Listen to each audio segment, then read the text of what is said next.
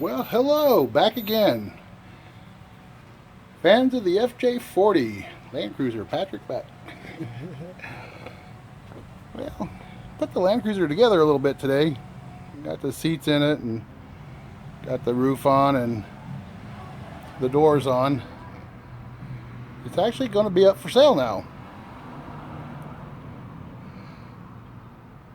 Yeah, I don't know what to ask for it, but I'm going to throw it on eBay, Craigslist maybe, see what I can get. There's an empty hole in the driveway now. I sold the 68 GMC. It went bye-bye. So now I need to find another C10 or another Landcruiser or something. I got something to fix. Well, what I wanted to talk about today was the powers of baking soda and cyanoacetate, commonly known as super glue. This stuff will fix anything.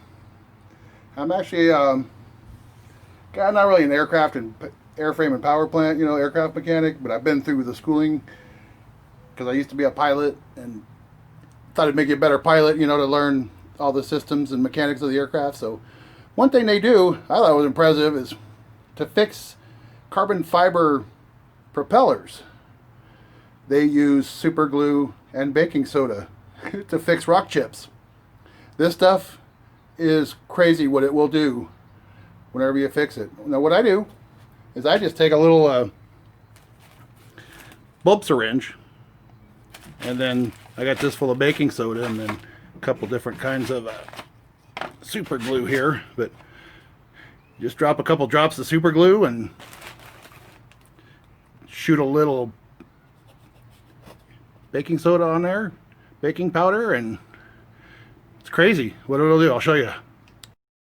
Alright, I don't know how well this is going to show up, but you can see right here I've got the steering wheel off. I've got, the hub off where the turn signal switch goes and everything. I'm rebuilding that because I just used an aftermarket turn signal switch. But this is the horn ring. And this is very old, nasty, dried out rubber. So what I want to do is put all this rubber back together with the baking soda and super glue. Alrighty, I'm gonna make it so that it won't flow out of the tip here. Anyways, get a couple drops out of there. There, where it's gonna be out. Sticky spot there, but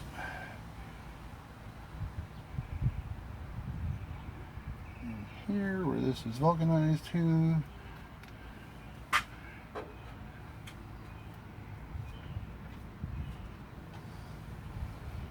That down on there.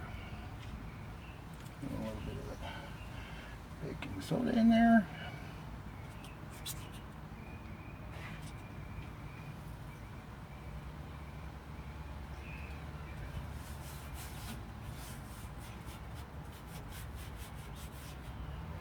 It's funny, baking soda super glue reacts to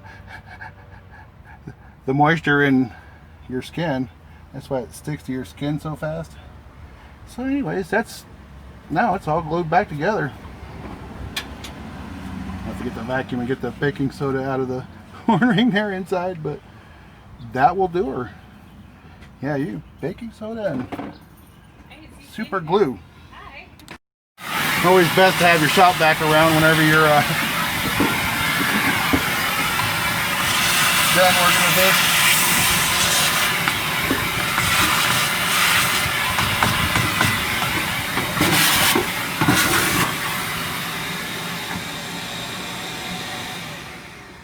And that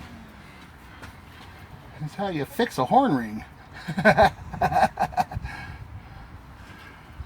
Now you can actually bend the little tab up, get the rubber piece out, and fix the wire that connects to that. So when it grounds out. Anyways. Alrighty. Well, working on the old FJ here. One of the last things I've got to do now is clean up the steering wheel and put it on. I got the column kind of cleaned up there and painted and looking nice. Looking a little more put back together. That's a, you know, the aftermarket turn signal switch, hazard switch, but you know, these little 65, you got to do what you got to do, because trying to rebuild that factory turn signal switch, good luck. And the piece that goes down below. So anyways, just to show you a little bit about cleaning up the FJ40 steering wheel. Put it back on.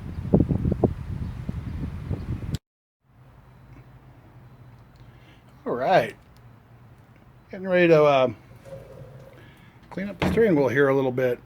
You can see I've already got it epoxied. I did that already. You can see right in there where the cracks were. What you got to do is get your Dremel or a nice V-shaped file and get in there and cut those cracks out. You don't want to leave too much raw material in there. Get in there and grind those out with a little V-shaped Dremel grinding tool or a V-shaped hand file. And don't be afraid to widen the crack up. You know, get rid of the bad material, because it's big light stuff when it dries out and cracks. You want to get rid of that bad material around the crack. And this epoxy that's on there now is this POR 15 epoxy putty. Part A and part B, or A and B. This stuff is really good. It sets up nice. You got about a, depending on how hot it is, a 5 to 7 minute working period, which is pretty good. I mean, it's not gonna harden right up, but it's gonna harden up after a few minutes. You know, this company Eastwood, they actually sell a steering wheel repair kit, and it comes with the PC7 epoxy putty, which is really good because you got several hours to deal with that one. I mean, that one you got all kinds of time, and you can wet your fingers and deal with it and shape it in there and smooth it, and it's just got a really nice working time. It's very good. Got to let it dry a long time because it's got to dry overnight, and then it comes with the pre-painting prep there. That's what you want to use to clean it before and after and during, and definitely use it before you use the epoxy putty to get it to stick in there, because that's, you know, that prep, it makes it really nice and clean. And then you got the plastic adhesion promoter, which is what you're going to use right before you paint it to get the best possible seal on the old Bakelite. Get your, as they say, finish of choice, which I use the Krylon Industrial Black, which is coming home right now. That's the car driving up in the driveway. All right, well, what I'm doing is going at it with 50 grit Gator Super Sand. It's pretty quick removal. You know, you don't want to, you just kind of want to take this off a little bit, get kind of close, and your fingers or your eyes, when you're doing this, you can feel what's going on. Let's see what, come over here.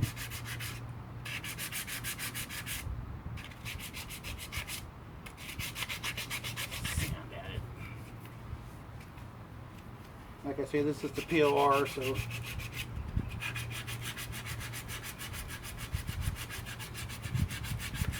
it actually sands down pretty quick.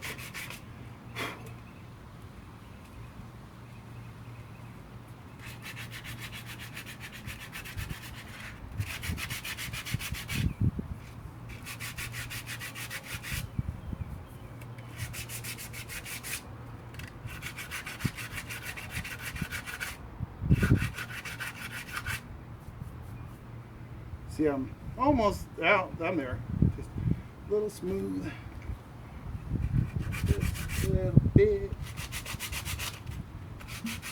Use a block so that when you are going to do flat edges, you can do flat. And kind of take the corner. That's feeling pretty good for my first sanding. It don't take much with this 50 to get this brought down. Kill it. Well, been having trouble with my camera, my phone. It died on me earlier. Got a little warm. I guess I don't like these fine Fresno summers down here at 100 and some odd something degrees. So anyways, sanded it out with a little bit of, I think 220 I finished it off with. And then Scotch Britered it from there. Painted it up. Like I said, use a Krylon industrial enamel, and that's how she looks. It's not too bad. You know, that painting pre-prep is just your soy remover, wax grease remover, the non-acetone kind of remover. I'll show you here in a minute. It's kind of same thing, but anyway, there's the finished product. I like it. I'm happy. Anyways, what I was saying about the painting pre-prep here, the Eastwood brand, this duplicolor that they have at the O'Cragen, O'Reilly, O'Cragen, whatever it is today, the green shirt guys, the wax and grease remover, same difference. See, remove silicone, wax, polish, grease, just makes it all nice and ready to clean, just no acetone, to tear it up.